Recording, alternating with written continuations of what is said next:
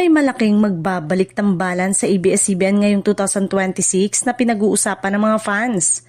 Inaabangang magtatambal sa isang bagong teleserye para sa network ang pagpasok ng 2026. Ito ay isa sa mga malaking pasabog na tinututukan ng kapamilya audience dahil muling pagsasamahin ng dalawa sa isang proyekto matapos ang matagumpay ng iba nilang solo at grupo na trabaho sa industriya.